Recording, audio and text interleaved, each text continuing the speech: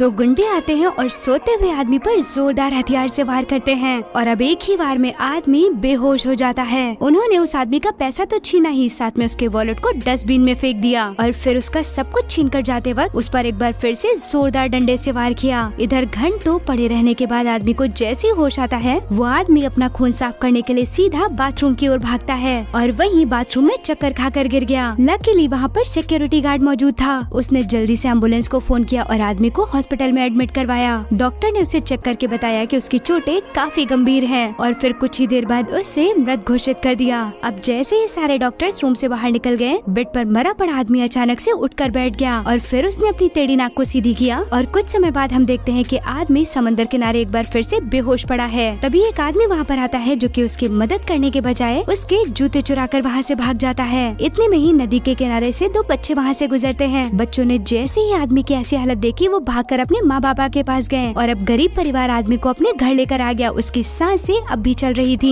हालात तंग होने के बावजूद भी गरीब परिवार ने आदमी की मदद करने का फैसला किया और घर पर ही उसका ट्रीटमेंट शुरू कर दिया। परिवार ने जख्मी आदमी को बेहतरीन से बेहतरीन खाना खिलाने की कोशिश की ताकि वो जल्दी ही स्वस्थ हो सके। और इधर कुछ समय के बाद जब आदमी की आँख खुलती है तो इस वक्त उसकी पूरी मेमोरी ब्लैंक हो चुकी थी। उसे कुछ नहीं याद, वो कौन है, कहाँ से आया है, उसे कुछ भी नहीं पता था। बस उसे भूख लगी थी। उसी परिवार में रहने वाले पिता उससे एक जगह लाइन में लगाकर खाना खिलाने ले जाते हैं। दरअसल यहाँ गरीबों के लिए मुफ्त खाना मिलता था। खाना खाने के बाद जब दोनों वहाँ से निकले तो जख्मी आदमी आगे आगे चल रहा था और पीछे उस परिवार का सदस्य। अचानक से पीछे चल रहे आदमी ने वहीं से एक डंडा उठाया और जख्मी आदमी पर जोरदार वार करना चाहा, लेकिन बड़ी ही फुर्ती से आदमी ने अपने आप को उसके वार से बचा लिया।